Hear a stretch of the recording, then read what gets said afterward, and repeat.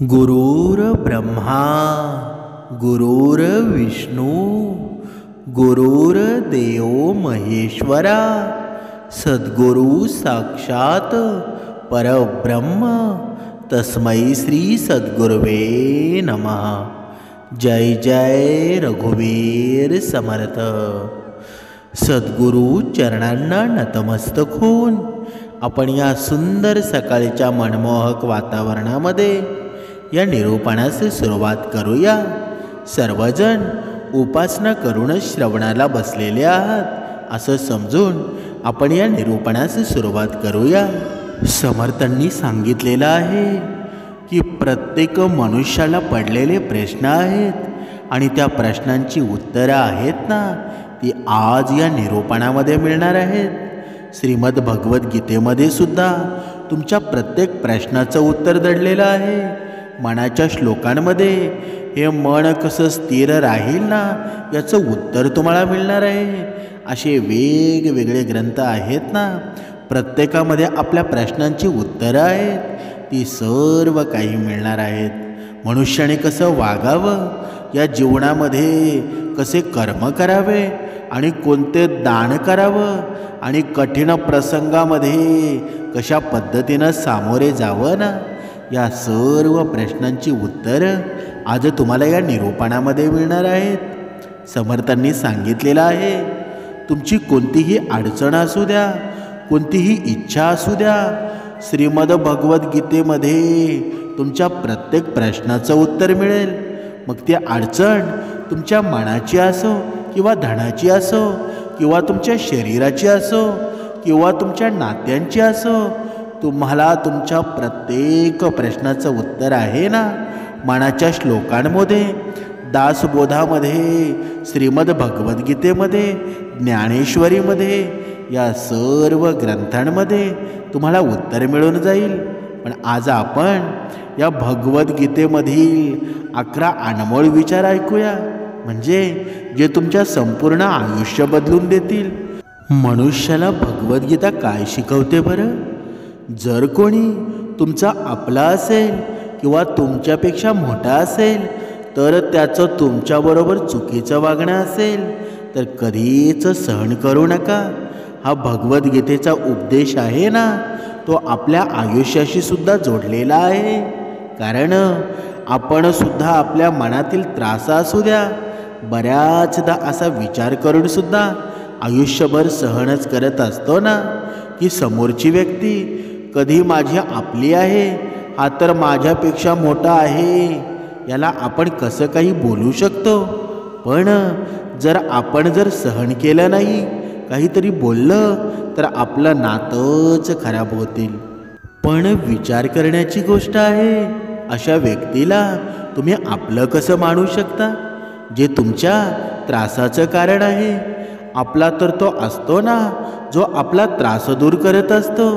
तर गीतेचा हा उपदेश आहे ना, की कोणालाही आपला फायदा घेऊ देऊ नका, कोणालाही तुमच्यावर अन्याय करू देऊ नका। कारण का? कारण तुम्ही जेवढे सहन करताल ना, लोक तुम्हाला अजून त्रास देतील, सहन करण्यासाठी आणखीनच भाग पाडतील। म्हणून या गीतेच्या अध्यायामध्ये अर्जुनाने भगवान श्रीकृष्णांना त्यांचं दुःख सांगितलं आहे, की हे केशवा, मी कौरवांबरोबर कसं युद्ध करू शकतो, कारण हे सर्व माझे नातेवाईक आहेत, ही सर्वजण हे सर्व माझे आहेत, तर मी यांच्याशी कसा युद्ध करू बरं? मी कंस, भीष्म पितामह आणि द्रोणाचार्य यांच्याबरोबर मी युद्ध करू का? कारण ते दोघेही माझे पूजनीय आहेत। त्यामुळं या गुरुजनांना मारण्यापेक्षा मी तर चांगला आहे की मी भिक्षा मागून माझं आयुष्य व्यतीत करावं। बघा, आणि ज्या कौरवांबरोबर मी युद्ध करायला जात आहे ना, ते तर सगळे माझे धृतराष्ट्र यांचे पुत्र, म्हणजे माझे भाऊच आहेत। काही माझे जवळचे नातेवाईकसुद्धा आहेत, काही माझे चुलत भाऊसुद्धा आहेत, माझे सर्व आपले आहेत। या सगळ्यांना मारण्यापेक्षा तर हेच चांगलं आहे ना, की मी संन्यासी बनावं। तेव्हा भगवान श्रीकृष्ण अर्जुनाला म्हणाले, इथे कोण आपला आहे आणि कोण परक आहे. जो अधर्म करतो ना त्याच्याबरोबर युद्ध करणं तुला मोक्ष आणि मुक्ती देईल. तू तुझ्या मनाच्या मोहाचा त्याग कर, नाहीतर सगळं जग तुझी निंदा करतील. तुला घाबरट म्हणतील. गोष्ट आपल्या आणि परक्यांची नाही, तर धर्म आणि अधर्माची आहे. गोष्ट चूक आणि बरोबर याची आहे. जर तू चुकीच्या गोष्टी सहन करशील, त्याचा अंत करणार नसशील ना, तर चुकीचं वागणाऱ्यांना देखील आणखीन बळ मिळून जाईल. ते आणखीन चुकीचं वागतील. आणि त्यामुळं या मनाच्या मोहाचा त्याग करून तू युद्धाला तयार हो. श्रीकृष्ण स्वारींनी बघा कितीतरी ग्रंथ पुराणं या अर्जुनाला ऐकवली की अधर्माचा जर नाश करायचा असेल तर तुझे नातेवाईक जरी तुझ्या समोर असतील ना, तरी तू त्यांच्याकडे पाहू नकोस. तू युद्ध करायला तयार हो. आणि ही महाभारताची आणखी एक कहाणी आहे. जेव्हा अर्जुनाचा मुलगा अभिमन्यूचा युद्धामध्ये जेव्हा मृत्यू होतो ना, तेव्हा अर्जुन खूप दुःखी होतो, रडू लागतो. आणि तो भगवान श्रीकृष्णांना म्हणतो, माझा पुत्र अभिमन्यू आता मृत्यू पावला आहे. मी हे दुःख अजिबात सहन करू शकणार नाही. मी सुद्धा स्वतःला संपवून टाकेल. तेव्हा भगवान श्रीकृष्ण अर्जुनाला आत्म्याच्या लोकी घेऊन जातात. तिथे अभिमन्यू आनंदाने बसला होता, कारण तो क्षत्रियांसारखा वागला होता ना, त्यामुळं त्याला उत्तम पदाची प्राप्ती झाली होती. जेव्हा अर्जुन अभिमन्यूजवळ रडत रडत गेला, तेव्हा आपल्या मुलाला पाहून अर्जुन खूप आनंदी झाला आणि त्याला म्हटलं, हे पुत्र, मी तुझ्याशिवाय जिवंत राहू शकत नाही. मी तर माझ्या जगण्याच्या आशेचा त्यागसुद्धा केलेला आहे. तेव्हा अभिमन्यू म्हणाला, तुम्ही कोण आहात? तेव्हा अर्जुन म्हणाला, मी तुझा वडील आहे आणि तू माझा मुलगा अभिमन्यू आहे. तेव्हा अभिमन्यू म्हणाला, कोण वडील, कोण मुलगा?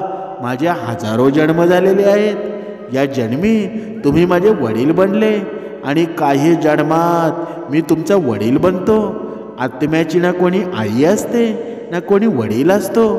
जेव्हा अर्जुनानं पाहिलं की त्याचा मुलगा त्याला ओळखत सुद्धा नाही, तेव्हा त्याचा सगळा मोह संपला. कारण का? कारण श्रीकृष्णानं सत्य परिस्थिती अर्जुनाला दाखवली. कारण हे जर दाखवलं नसतं ना, तर अर्जुनसुद्धा मोहामध्ये अडकला असता. आणि जर अर्जुन मोहामध्ये अडकला असता तर अधर्माचं कार्य झालं असतं ना.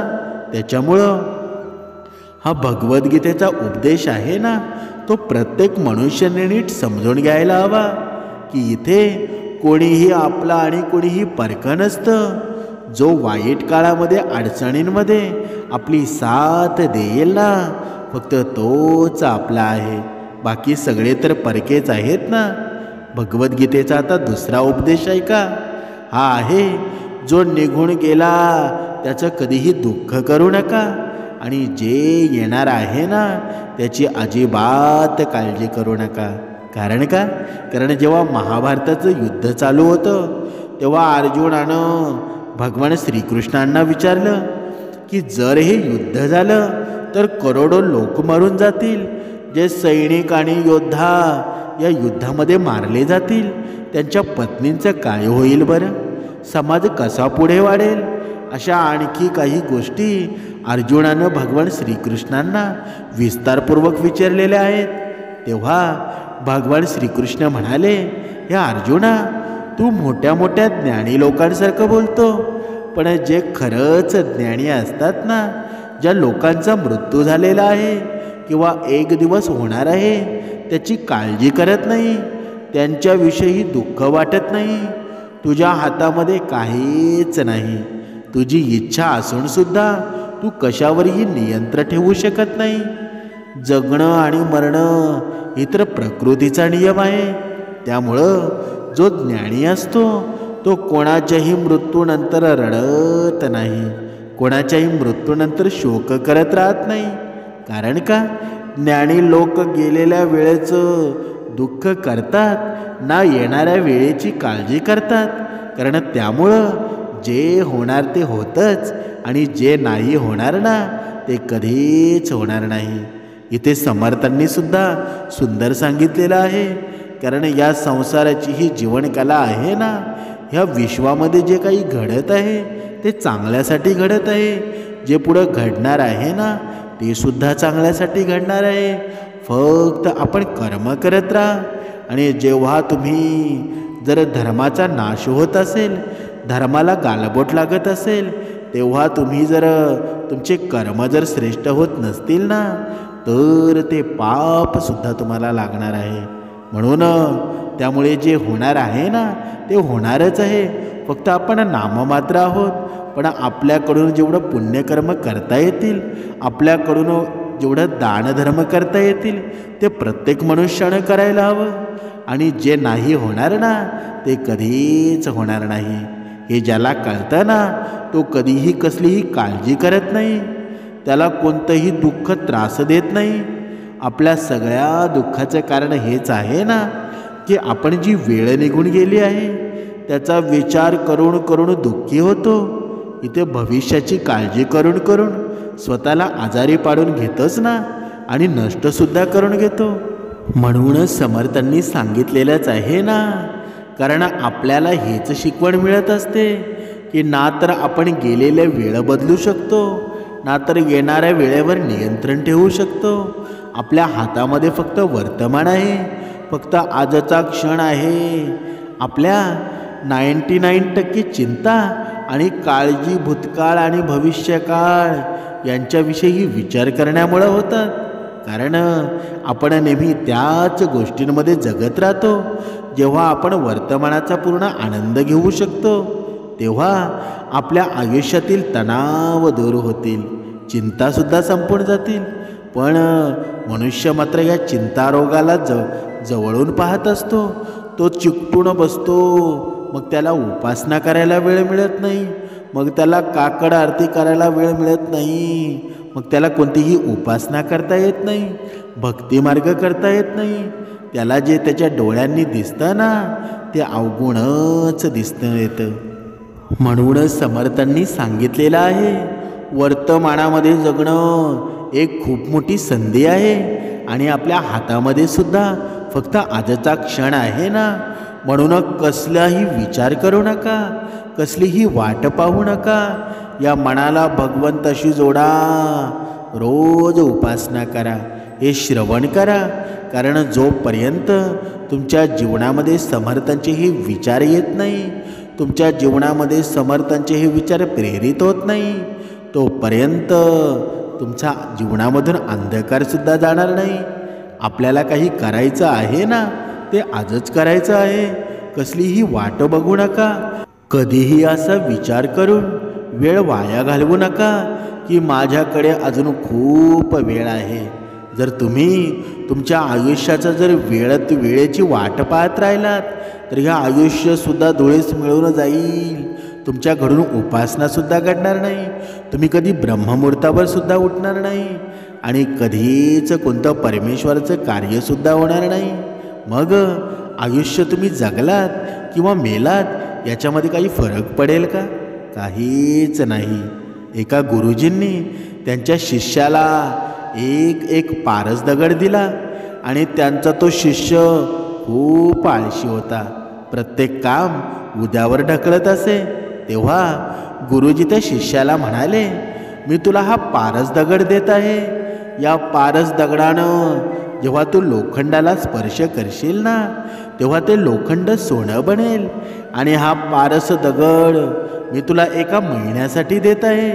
जेव्हा 1 महिना पूर्ण होईल ना तेव्हा मी तुझ्याकडे हा दगड परत घेईल. तोपर्यंत तू हा पारस दगड तुझ्याजवळ ठेव. गुरुजींचा तो शिष्य बाजारामध्ये लोखंड खरेदी करण्यासाठी जातो. जेव्हा तो बाजारात लोखंड खरेदी करण्यासाठी गेला तेव्हा त्याला त्या लोखंडाचा भाव खूप महाग वाटला. मग त्याने असा विचार केला की लोखंड काही दिवसानंतर खरेदी करेन, जेव्हा हा लोखंडाचा भाव कमी होईल. पण त्याच्या डोक्यात ही गोष्ट आली नाही की या लोखंडाचं मी सोनं बनवून खूप पैसा मिळवू शकतो. पण त्याच्या मनातील आळस त्यानं ही गोष्ट उद्यावर ढकलली. असं करता करता 1 महिना संपला. नंतर गुरुजी त्या शिष्याजवळ आले आणि म्हणाले की सांग की तू किती सोनं जमा केलं. तेव्हा शिष्य म्हणाला की मी अजून तर सोनं बनवायला सुरुवातसुद्धा केली नाही. तेव्हा गुरुजी शिष्याला म्हणाले की मला माझा पारस दगड परत दे. तेव्हा शिष्य म्हणाला की नाही, मला अजून थोडा वेळ द्या, मला थोडं वेळ सोनं बनवायचं आहे. तेव्हा गुरुजी शिष्याला म्हणाले की हा पारस दगड पूर्ण 1 महिना तुझ्याजवळ होता, पण तू त्याचा काहीही उपयोग करू शकला नाहीस. आता वेळ संपलेली आहे. असंच आपलं आयुष्यच आहे ना. समर्थांनी सांगितलेलं आहे ही वेळ आहे ना, ही वेळ पारस दगड आहे. एका क्षणामुळं आपण आपले आयुष्य सोनं बनवू शकतो. जर आपल्याला असं वाटतं ना की आपल्याजवळ खूप वेळ शिल्लक आहे, कोणतीही गोष्ट नंतर करू, तर नंतर करू म्हणून ती वेळ कधीही येत नाही आणि आपण आयुष्यभर पळत राहतो, काळजी करत राहतो आणि दुःखीसुद्धा होतो ना. पण आयुष्य जगणं, आनंदी राहणं आपण विसरून जातो. त्यामुळं भगवद्गीतेचं हे ज्ञान आपल्याला काय शिकवतं बरं? आपण आजमध्ये जगलं पाहिजे, या क्षणामध्ये जगलं पाहिजे. कारण जोपर्यंत या आत्ताच्या जीवनाचा मनुष्य विचार करत नाही, जोपर्यंत उद्यावर कामं ढकलतो ना की मी भगवंताची सेवा उद्या करेल, पण आज भगवंताची सेवा जर तुम्ही सुरू केली, उपासनेला जर आजपासून सुरुवात केली, तर तुमच्या जीवनामध्ये उत्साही वातावरण निर्माण तर होईलच, पण तुमच्या सर्व प्रश्नांची उत्तरं आहेत ना, तुम्हाला मिळूनसुद्धा जातील. म्हणजेच समर्थांनी सांगितलेलं आहे, जशी परिस्थिती तुमच्या जीवनामध्ये येईल ना, तशा पद्धतीनं आपण वागलो पाहिजे. कधी कधी आयुष्यामध्ये असासुद्धा प्रसंग येईल की तुमच्या पुढे काहीच पर्याय नसतील, तुमचे सर्व मार्ग बंद असतील. तेव्हासुद्धा जर तुम्ही भगवंताच्या विचारामध्ये असाल, जर तुम्ही भगवंताच्या नामसंकीर्तनामध्ये असाल, तर तुम्हाला खरं काय, खोटं काय, चूक काय, बरोबर काय, हे सर्व तुम्हाला ज्ञान होईल आणि तुम्हाला चालना मिळेल की तुम्ही काय करू शकता. आपण एका उदाहरणाद्वारे स्पष्ट करूया. एक राजा होता आणि तो खूप अत्यंत बुद्धिमान होता, चतुर होता. एके दिवशी राजा आपल्या मंत्र्याला म्हणाला की जग किती बदललं आहे बरं, या वेळेला राज्य चालवणं किती अवघड झालं आहे. जर असं चालू राहिलं ना तर राज्याचा सर्वनाश निश्चितच आहे. मंत्री, आपल्या राज्याची काय परिस्थिती आहे? तेव्हा मंत्री म्हणाला, काय सांगू महाराज, राज्यामध्ये अशिक्षित आणि अशांती पसरलेली आहे. पाऊस कमी पडल्यामुळं दुष्काळ पडण्याची परिस्थिती आहे. लोक कष्ट करणं सोडून चोरी करू लागलेले आहेत. महाराज, आपल्या राज्यासाठी काहीतरी मार्ग काढा, कारण तो मार्ग काढणं गरजेचा सुद्धा आहे.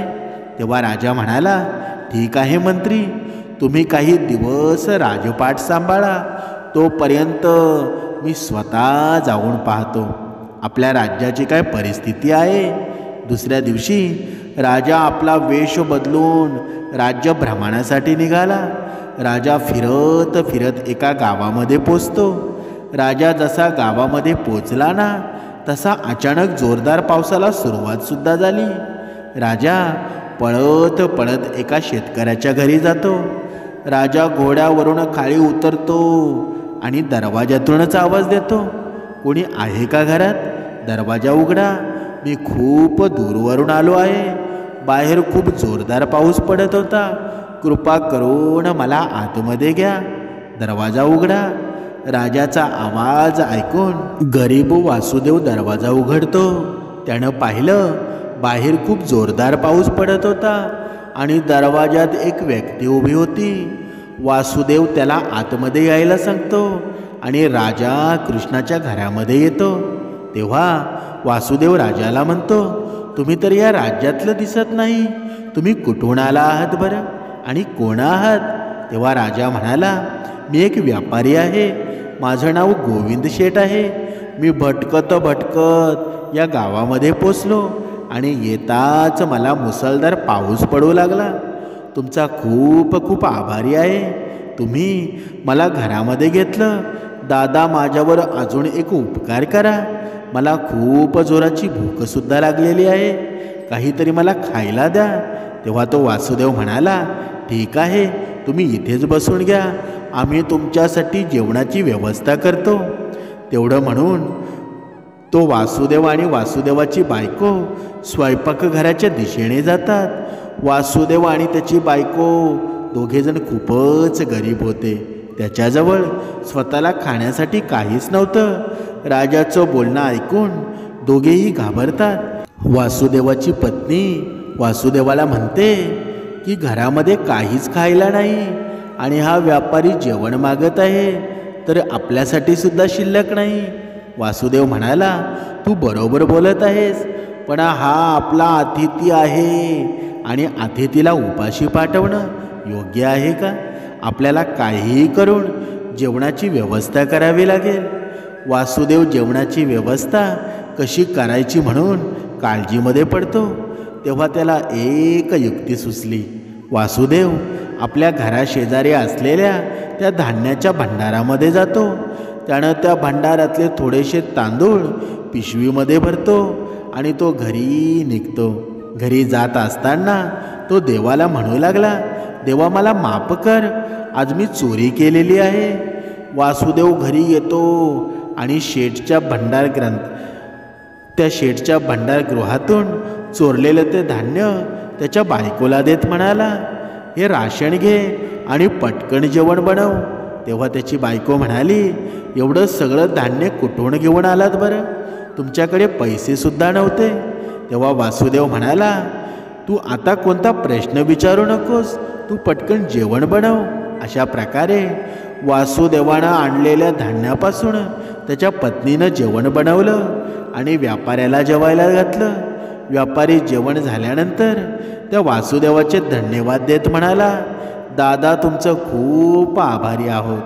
तुम्ही मला तुमच्या घरी शरण दिलं आणि घरी माझी भूक मिटवली आणि तुम्ही मला जेवायला घातलं. तुम्हा दोघांचंही खूप आभारी आहे. आता पाऊसही थांबला आहे आणि मला माझ्या पुढील प्रवासाला जायचं हवं. असं म्हणून राजा तिथून निघून जातो. दुसऱ्या दिवशी सकाळी शेठ त्याच्या भंडारगृहामध्ये आला. तेव्हा त्याला थोडं धान्य कमी दिसलं आणि थोडं धान्य जमिनीवर सांडलेलं दिसलं. त्यामुळं शेठ काळजीत पडला की त्याचं धान्य कमी कसं झालं. शेठ विचार करू लागला होता, कदाचित कोणीतरी चोरी केलेली असावी. काल रात्री मी ज्या घरी जात होतो सगळं धान्य व्यवस्थित होतं, मग हे धान्य खाली सांडलं कसं? कोणीतरी चोरी केली आहे. तेव्हा शेठ आपल्या नोकराला म्हणाला, तू कोणाला चोरी करताना पाहिलं आहेस का? तेव्हा तो नोकर म्हणाला, नाही शेठजी, मी तर कोणाला पाहिलं नाही.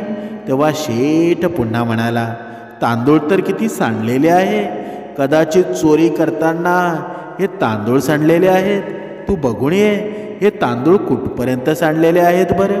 आपण या तांदळाद्वारे त्या चोरापर्यंत पोचू शकतो. मग शेठ त्या तांदळाचे दाणे जिथे जिथे सांडलेले होते ना, शेठ आणि त्याचा नोकर खाली सांडलेले तांदूळ पाहत पाहत चालत होते. शेवटी ते वासुदेवाच्या घरी आले.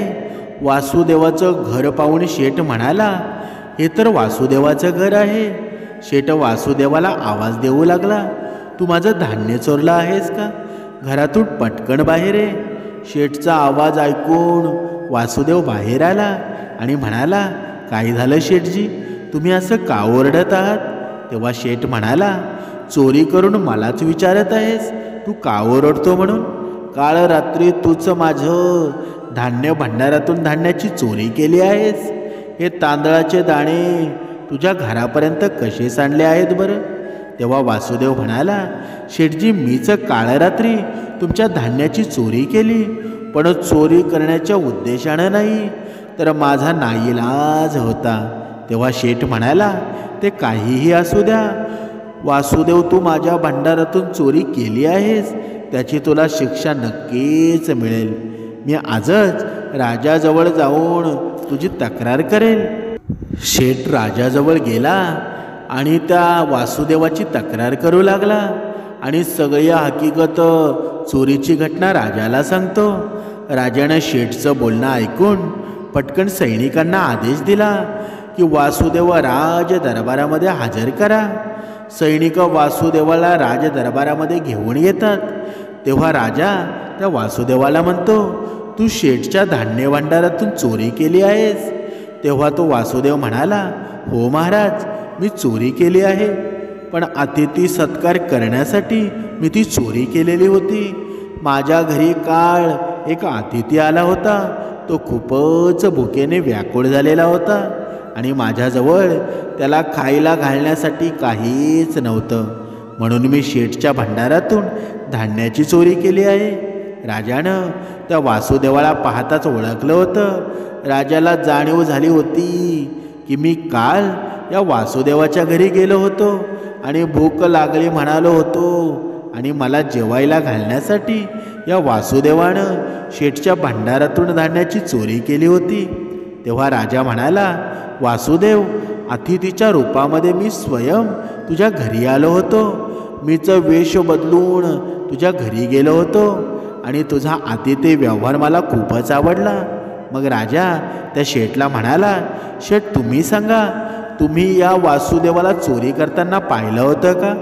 तेव्हा शेठ म्हणाला, मी या वासुदेवाला चोरी करताना पाहिलं नव्हतं, पण तांदळाचे दाणे जसे पडले होते ना, ते सरळ वासुदेवाच्या घरी जात होते. म्हणजेच हे स्पष्ट होतं की वासुदेवानंच काल रात्री माझ्या या भंडारातून चोरी केली आहे.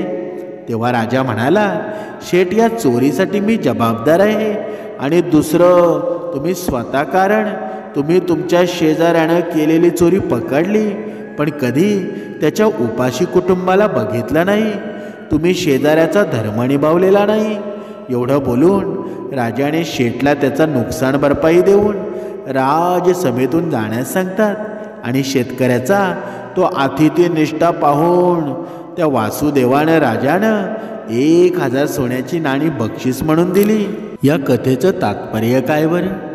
भगवद्गीतेमध्ये असं सांगितलेलं आहे, जर धर्माचा नाश होत असेल, धर्मावर संकट येत असेल, तर आपण कसलीही तमा बाळगू नका, आपण कसलाही विचार करू नका. ज्याप्रमाणे श्रीकृष्ण स्वारींनी अर्जुनाला प्रेरित केलं, त्याप्रमाणे आपले हे धर्मग्रंथ आहेत ना, आपले हे वेगवेगळ्या प्रकारचे ग्रंथ आहेत.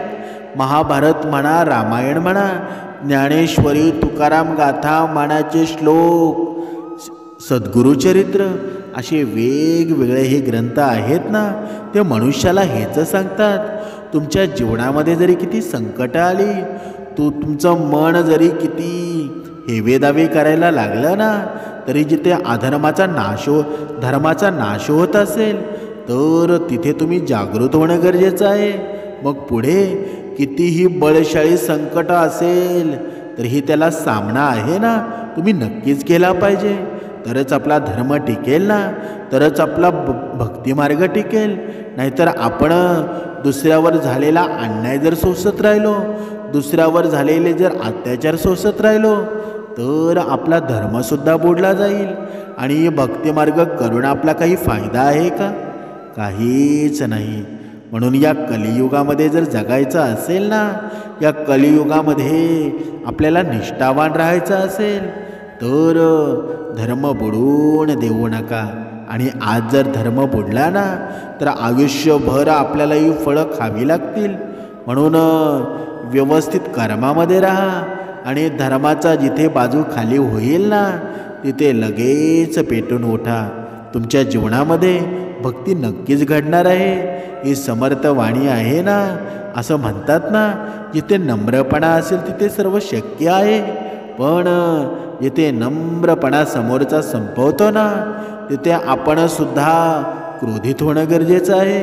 म्हणून आपण आजपर्यंत पाहिलं होतं की आपण फक्त हेच ऐकलं आहे की फक्त नम्रपणा हवा. पण जर समोरचा आपल्यावर तुटून पडत असेल, समोरचा आपल्याशी युद्ध करत असेल, तर मग आपण हात बळवून शरण जावं का? कधीच शरण जाऊ नका. नम्रपणाने सुद्धा उत्तर देता येतं. म्हणून जिथे धर्माचा नाश होत असेल ना, तिथे जागे व्हा. जागे होऊन संघर्ष करा. तीच खरी भक्ती आहे आणि तीच खरी भक्ती आपल्याला भगवंतापर्यंत पोचवत असते. जय जय रघुवीर समर्थ.